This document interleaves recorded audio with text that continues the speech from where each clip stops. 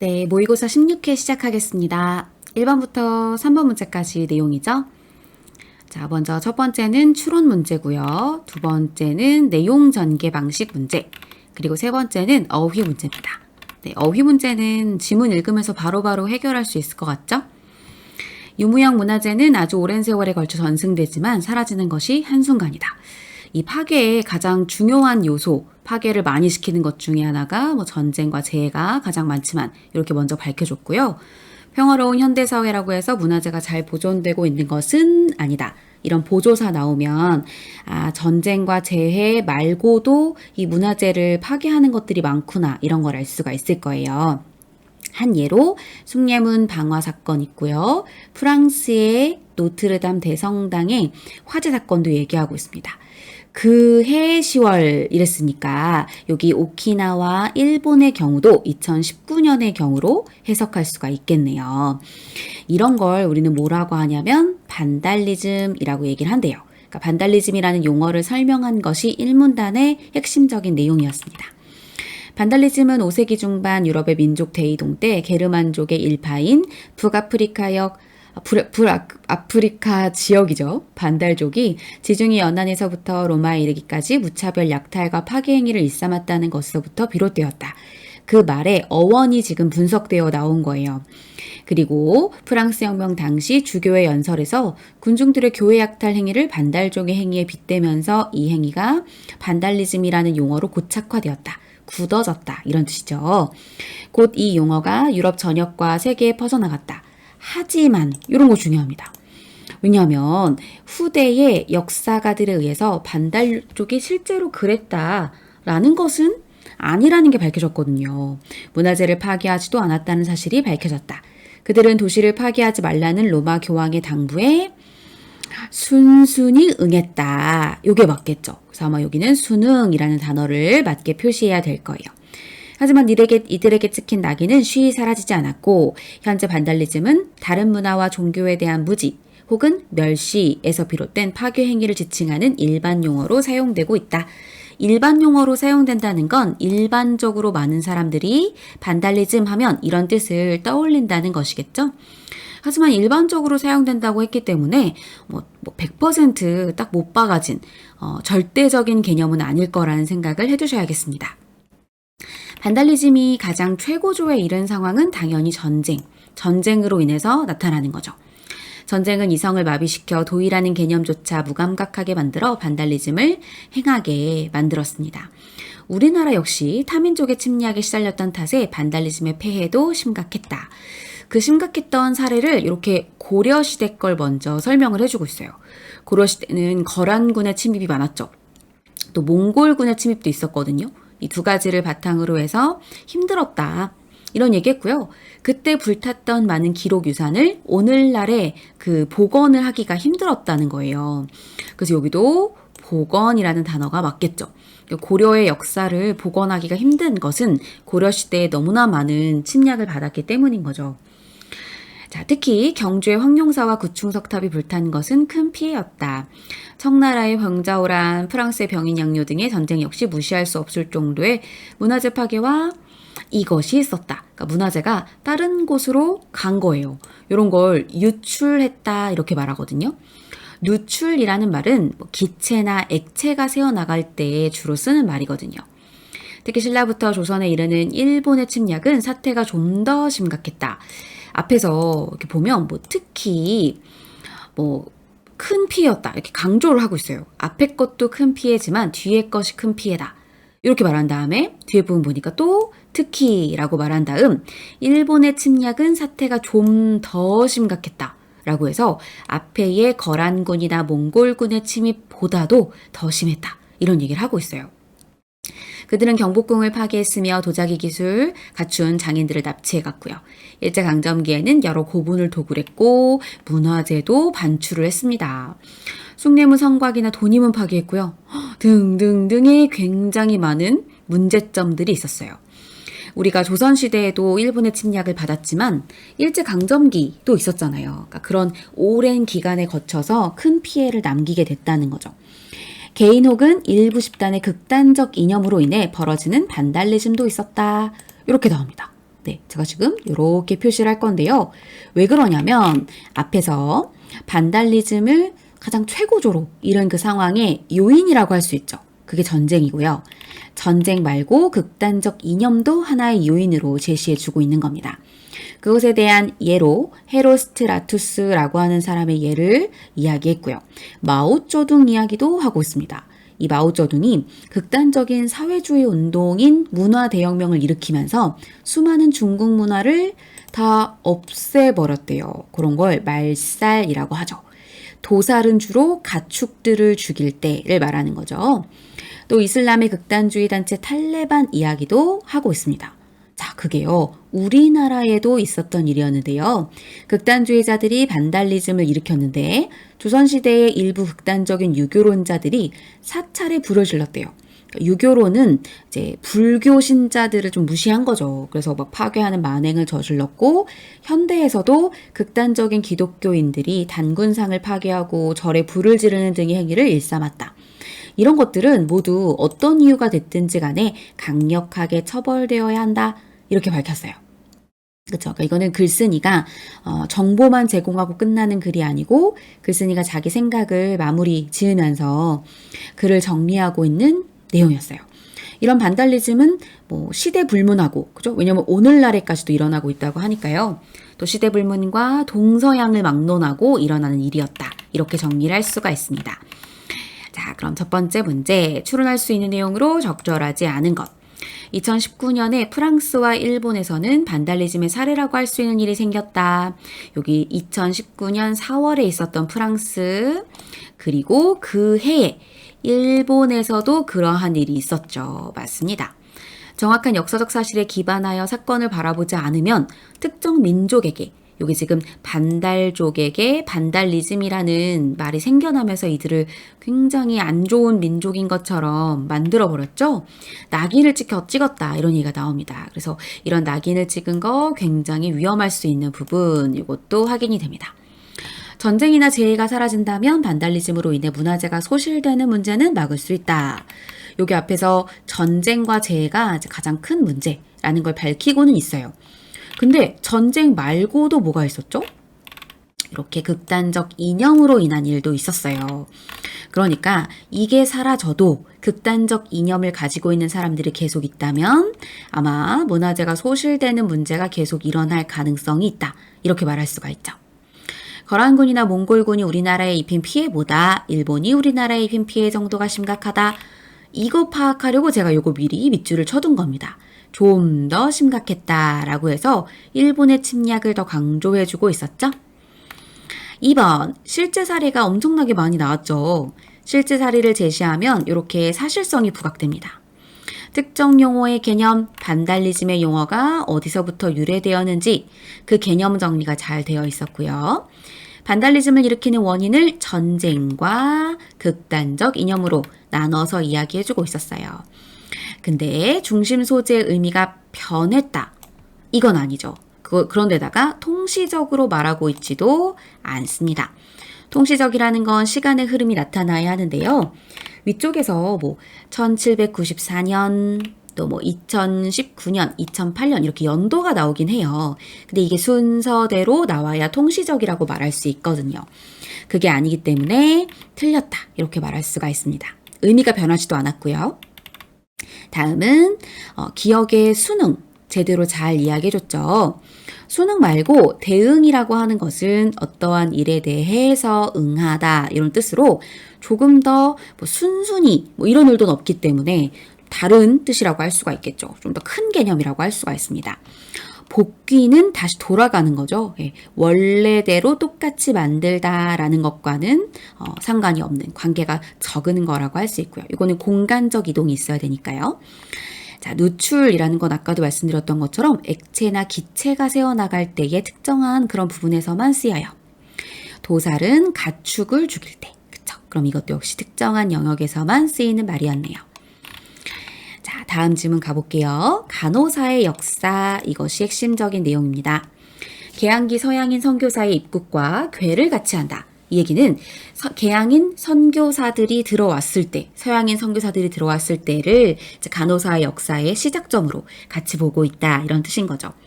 흔히 한국의 간호 역사를 이야기할 때 조선시대의 은여부터 살피는데, 그런데 뭐 이렇게 항상 좀 우리가 알고 있었던 것과는 다른 내용을 얘기할 때 그럴 때가 이제 선지에 나올 수 있는 가능성이 크죠. 평소에는 기녀로 활동하다가 필요할 때만 의술을 펼쳤대요. 그러니 이건 다시 한번 생각할 필요가 있다. 의녀를 먼저 간호사의 역사로 생각하는 것은 다시 생각할 필요가 있다. 이런 뜻이에요. 다시 제자, 생각할 고자, 재고라고 쓰는 거 맞죠? 즉, 조선시대 의녀는 현대적 의미의 간호사와는 거리가 멀다. 이렇게 나와 있습니다. 그러니까 상관성이 좀 떨어진다. 이렇게 보면 되겠죠. 그럼 여기서 4번에 3번 선지. 조선시대의 의녀는 의녀 역할만 한 것이 아니었다. 평소에는 기녀로 활동하다가 그 다음에 의녀 역할을 했던 거니까요. 맞는 내용이죠? 나이팅게일이 간호사로 활동하던 시기가 이때였는데 한반도에 강화도 조약이 체결된 이후 개항장, 원산이나 인천이 개항장이었는데요. 요 개항장에 일본인이 세운 병원이 들어서고부터 여기서 일본인 간호부들이 근무하게 되었대요. 우리나라의 간호부 5명이 이때 최초로 일하게 되었다. 이런 말이 나오고 있습니다. 자, 근데 여기서 개항장이란 말이 나오거든요. 그걸 제가 이렇게 한번 풀이를 해봤습니다. 여기 보면 2번 선지인데요. 물건이 드나들기에 편한 곳, 개항장이라는 것과 원산, 인천이라고 하는 항구가 있었던 곳을 우리는 자세히 설명이 안 나와 있어도 조금 미루어 짐작할 수 있어야 하고요. 아무래도 강화도 조약이라는 것 자체가 조약을 맺고 우리나라에 그 항구를 열어서 자신들의 나라와 계속 교역을 하기를 좀 바라면서 만들었던 거잖아요. 좀 억지도 있었지만. 그렇게 본다면 이걸 바탕으로 하면 물건이 드날리기에 편한 곳에 세워졌다라고 볼 수가 있는 거죠. 만약에 이걸 잘 모르겠어요. 세모 표시하고 나머지 것 중에서 정말 아닌 걸 찾는 이런 방법도 있습니다. 그럼 계속 한번 읽어볼까요? 광해원의 탄생은 갑신정변과 맞닿아 있다. 그 당시 급진 계하파가 보낸 자객의 칼에 찔려 생사를 넘나들던 민혁익을 선교사 호러스 알렌이 극적으로 구해냈어요. 이것에 감명을 받아서 건물 한 채를 줬대요. 든든한 후원자를 자처하는 거죠. 스스로 그 처가 고처자예요. 스스로 그 곳, 그 장소가 되도록 했다. 이런 뜻은 조금 더 바꿔 설명하면 스스로 그러한 자격이 되도록 했다. 이런 뜻입니다. 그러다 보니까 자처라는 말 앞에는 이렇게 어떤 자격을 의미하는 명사 형태가 오게 되어 있어요. 예, 그 집이 바로 광해원이 된 것이었다. 광해원은 곧 제중원으로 이름을 바꾸며 한국 근대 의료사의 가장 중요한 역할을 맡았다. 이곳에서 우리나라 간호의 역사도 시작됐다. 이런 말이 나오죠. 자, 그 집이 광해원이 되었고 그 광해원은 누구에게 준 거예요? 맞아요. 호러스 알렌에게 이 누구죠? 고종과 명성황후가 준 거예요. 그렇게 보면 광해원은 미국인 선교사 호러스 알렌의 집이었던 걸 확인할 수가 있는 거죠. 그죠? 그렇게 확인하고요. 다음. 자, 한국의 첫 서양인 간호사는 거트루드 히스코트라는 사람인데요. 이 사람이 여성을 위한 진료소를 열었고 이후 여러 외국인 간호사가 들어오면서 근대적 간호 시스템이 자리를 잡아갔습니다. 그와 동시에 한국인 간호사 양성도 세상에서 요구됐어요. 그러니까 우리도 근대적인 간호 양식이 있어야 되지 않겠어? 시스템이 있어야 되지 않겠어? 라고 말이 나오게 된 거죠. 그래서 우리나라 최초의 간호학교가 캐나다 출신의 간호사 마거릿 에드먼즈가 주도해 만들어냈다고 합니다. 네. 그러면 근대적 간호 시스템이 자리를 잡아간 것은 서양인 간호사가 첫 번째로 우리나라에 오면서 시작된 거라기보다 이후 여러 외국인 간호사가 들어오면서 생겨난 것이고요. 이렇게 여러 외국인 간호사가 들어온 것 중에 여기 나오는 캐나다 출신의 간호사 마거릿 에드먼즈도 속해 있다고 볼 수가 있죠. 그래서 근대적인 간호 시스템의 한 부분으로 간호원 양성소도 우리 같이 이야기를 해볼 수가 있는 거예요. 근데 선지를 보시면 한국의 첫 서양인 간호사가 근대적 간호 시스템을 도입했다 라고 말하고 있거든요. 이런 부분은 확실하게 답을 확인할 수가 없죠. 그쵸? 서양인 간호사가 그걸 만들었다기보다 이후 항상 이런 시간적 흐름이 나와서 선후 관계가 잘 입증이 되어 있으면 논리적으로 이 선지가 옳다 그르다를 정리할 수가 있는데요. 처음에 입국한 것만 나오죠? 그런 다음 이후 하고 시간의 흐름이 더 흘러가서 그 뒤에 근대적 간호 시스템이 자리를 잡아갔고, 만약에 어떤 분들은 근대적 간호 시스템을 이 사람이 가지고 왔고 그 다음에 여러 외국인 간호사가 들어오면서 자리를 잡아나간 건 아닐까요? 이렇게 설명을 해서 4번 선지가 맞지 않아요? 이렇게 보는 사람들도 있을 것 같아요. 하지만 뒷부분에 있는 이런 간호원 양성소까지도 이런 시스템에 포함을 시킨다고 한다면 그럼 아무래도 이 앞에서 정확하게 얘가 가지고 왔다. 이 시스템을 가지고 왔다라고는 볼 수 없기 때문에 이 정답을 4번이라고 확인해 주시면 되겠습니다. 자, 기억의 의미와 같은 의미로 쓰인 걸 찾아보면 멀다죠? 멀다와 같은 뜻을 찾아볼게요. 밑에 나와 있는 1, 2, 3, 4에 해당하는 이 내용은 이렇게 둘로 나눌 수가 있어요. 둘로 이렇게 나누면 앞에 있는 두 개는 형용사로 쓰인 것이고요. 밑에 있는 두 개는 동사로 쓰인 것입니다. 이런 멀다는 그러니까 품사가 두 개가 되는 거예요. 앞부분에 백화점과 매우 멀다, 거리가 멀다란 뜻이죠. 그리고 밑에 사흘이 멀게는 사흘이 멀다고 느껴질 정도로 이 뜻이니까 아마 자주라는 의미로 해석이 될 거예요. 그래서 1차적인 의미에 해당하는 것이 1번이라면 그런 걸 우리는 중심 의미라고 하거든요. 그럼 형용사로 쓰였을 때의 중심 의미가 1번이라고 하면 형용사로 쓰인 것에서 주변 의미, 그러니까 한마디로 말하면 비유적 표현이라고 생각하시면 돼요. 비유적 의미. 그러면 2번이 됩니다. 요 3번은 동사로 쓰인 것이면서 비유적 의미예요. 돈에 눈이 멀었다. 이 얘기는 욕심을 부리다 라고 해서 비유적 의미는 주로 1차적 의미에서 하나 더 나아간 조금 더 파생적으로 새로운 의미를 갖게 된 경우를 말하거든요. 그럼 이거는 중심 의미입니다. 그래서 차차 멀어갔다. 능력을 상실해 갔다. 그런 뜻이거든요. 그럼 여기서 거리가 멀다 라고 하는 것이 진짜 우리가 눈으로 보는 물리적 거리가 멀다는 뜻은 아닐지라도 가장 가까운 것은 1번에 있는 거죠. 네.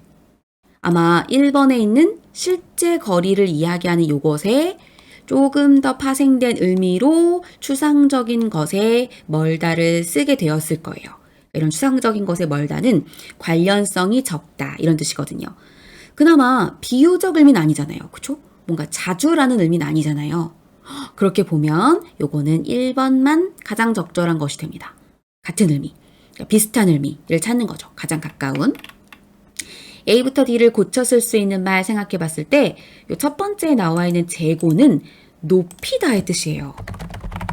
그럼 요거는 높일 요거겠죠? 우리는 다시 생각하다 하니까 재고, 이의 재고를 그대로 써야 됩니다. 자처 말고 자청이라고 했는데요.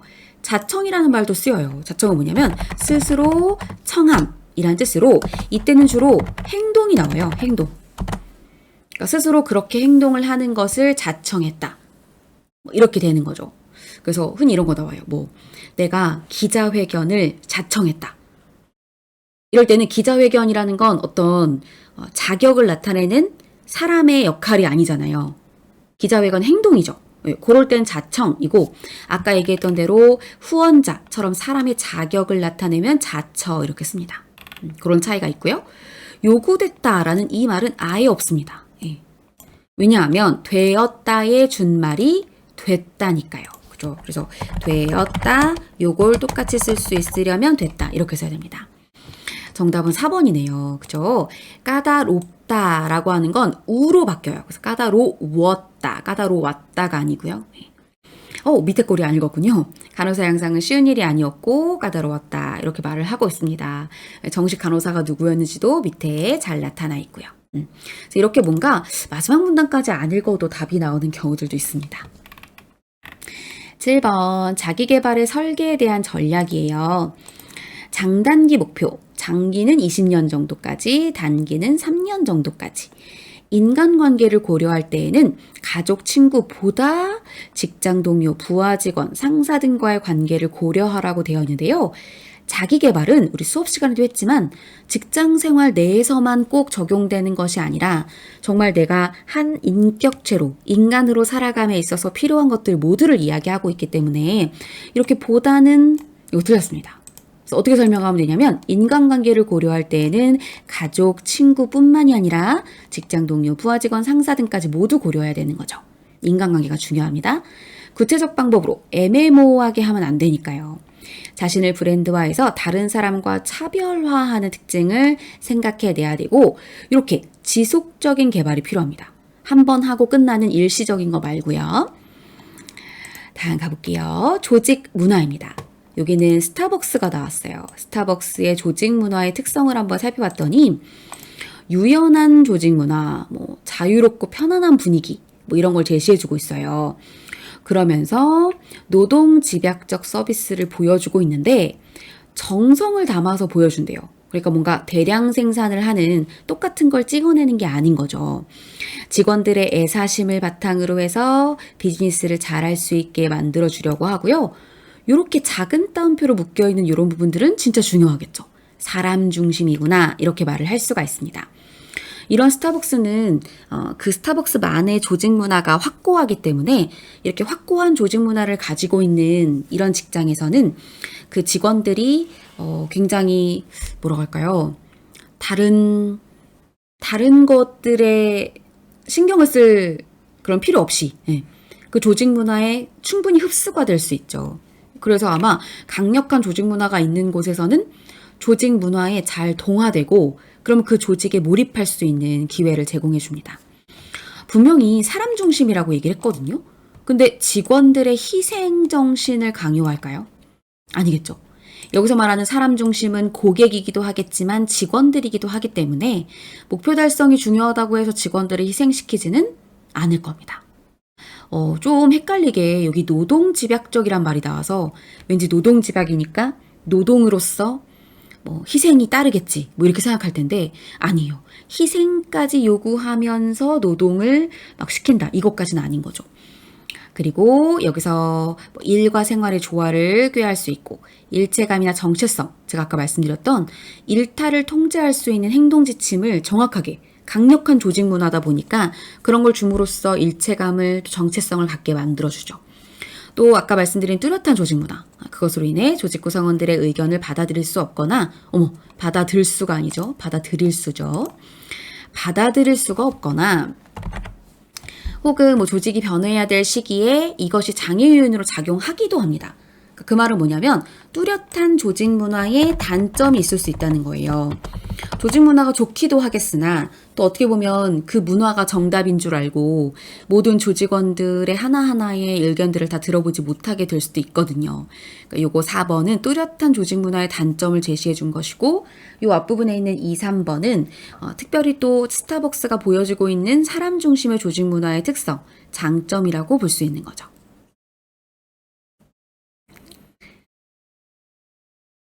되셨죠? 다음 가볼게요. 여기 지금 복리후생 이런 말도 나와 있기 때문에 이렇게 일과 생활의 조화를 꾀할 수 있게 만드는 거죠. 일만 시키는 게 아니라 그 안에서 내가 삶을 잘 살아갈 수 있게 도와주는 복리후생도 있다 보니까요. 자, 언리더십에 대한 설명이 여기 나와 있습니다. 자, 언리더십은 고정관념을 깨트리고 잠재력을 중요시하는 거라고 되어 있죠. 창의력도 나오네요. 그러다 보니까 창의적인 방법 연결되죠. 그다음에 틀에 박힌 것을 과감하게 벗어 던졌다. 이런 말도 나와 있고요. 또 보니까 웬만하면 규칙의 틀에서 벗어나는 거니까 직원들의 자율에 맡기는 것임을 확인할 수 있습니다. 어떻게 보면 이 언리더십은 위에서 이야기했었던 뚜렷한 조직 문화의 좀 대척점에 놓여 있는 그런 조직의 모습을 보여주는 리더십이라고 할 수 있을 것 같아요. 근데 리더십에 이런 보상 얘기는 지금 안 나왔죠. 어떻게 보면은 한 명 한 명의 창의력을 도모하는 부분이기 때문에 협업을 강조하거나 보상을 많이 주는 것에만 국한지어서 얘기하지는 않을 겁니다. 요 글에서 확인할 수 있는 내용들 찾아보시면 3번이 정답이죠. 자, 10번 문제는 너무너무 쉬운 문제예요. 이게 3개의 팀이 시합을 했대요. 근데 1등이 100점, 2등이 50점, 3등이 20점인데 세 팀이 얻은 점수가 각각 170점으로 똑같은 상황이라고 되어 있습니다. 그 얘기는 뭐냐면 1, 2, 3등을 각각 나누어 가졌다는 뜻이거든요. 그러면 1번부터 해보는 거예요. 자, A팀이 달리기에서 1등을 하고 그럼 100점이죠. B팀이 축구에서 1등을 했대요. 그럼 C팀은 줄다리기에서 1등을 한다. 그 얘기는 1등, 2등, 3등을 나누어 가졌다는 뜻이니까 이렇게 각각 1등을 하는 건 가능하죠. 그쵸? 자, 그리고 나서 2번. A팀이 달리기에서 3등을 하고 그러면 A가 달리기에서 3등을 했으니까 20점이죠. 또 B팀이 축구에서 2등을 했다. 그럼 50점. 이렇게 되죠. B팀이 줄다리기에서 3등을 한다. 그럼 요거 20점이죠. 그럼 아마 나머지 점수 100점일 거고요. 요 세로도 나눠 가져야 되니까 아마 50점. 나올 수 있는 건 이거밖에 없겠죠. 이렇게 쭉 집어 넣었을 때 가능한가 가능하지 않은가 이걸 보는 거예요. 불가능하지 않죠. 뭐 여기도 해볼까요? 여기 지금 50을 넣는다고 치고 여기 100 넣는다고 치고 임의로 넣어보는 겁니다. 그러면 여기다가 100을 넣으면 여기에 20을 넣었을 때 가로 세로가 다 겹치지 않죠. 그쵸? 이게 지금 세 팀이 얻은 점수가 170점으로 다 같다고 이야기를 했잖아요. 그럼 똑같이 나눠서 가졌다는 이야기이니까 하나의 경기에서 그쵸? 하나의 경기에서 이것도 역시 나눠서 점수를 가졌다는 것이 내용이 나타나 있어요. 그러니까 조금 더 명확하게 한다 그러면 각 팀이 얻는 점수가 170점으로 똑같고 그 다음에 각 경기에서 나온 총점이 모두 똑같다. 이렇게 하나를 더 집어넣어 볼게요. 그럼 더 명확해지죠. 그죠? 그러니까 세로도 170이 나오고 가로도 170이 나온다는 것을 상정한 상태로 문제를 낸 겁니다. 아셨죠? 여긴 지금 요 말밖에 없잖아요. 세 팀이 얻은 점수의 합계가 170이다 라는 거밖에 없잖아요. 근데 동점인 상황, 뭐 공동 1등인 상황 이런 것을 상정하지 않는 거거든요. 그런 말이 사실 공동 뭐 1등, 공동 등수는 뭐 없다. 이렇게 더 정확하게 나와 있었으면 더 빨리 푸셨을 것 같은데요. 요게 없다는 말이 굳이 없으면 없어도 공동 등수는 없다라고 생각하고 문제를 푸셔야 됩니다. 자, 그러면 3번 해볼까요? A가 달리기에서 100점을 받고 1등이니까요. B가 축구에서 2등을 했다. 50점이고요. C가 줄다리기에서 3등을 한다. 요거 20점. 이렇게 해볼까요? 그럼 이것도 역시 여기 50이 있으니까 이쪽에 만약에 50을 넣고 여기다가 20이라고 하고요. 여기다가 100 넣고 여기다가 100 넣는 거. 그러면 불가능하지 않네요. 여기 50 이렇게 넣으면 세로와 가로의 점수 다 똑같아지죠. 근데 이제 문제는 4번이죠. 4번. 정답은 이미 나왔지만 한번 해볼까요? A팀이 달리기에서 2등을 하고, 그쵸? A팀이 축구에서 3등을 한다면, 그러면 여기 20점이 나오죠? B팀은 줄다리기에서 1등을 한다 했는데, 아닌 거 아시죠? 왜냐면 여기에 지금 남아있는 게 뭐예요? 남아있는 게 100점짜리밖에 없단 말이죠. 가로가 170이 되려면요. 근데 여기에 100점이 나올 수가 없을 겁니다. 그렇기 때문에 정답은 4번 이렇게 확인해 주시면 돼요.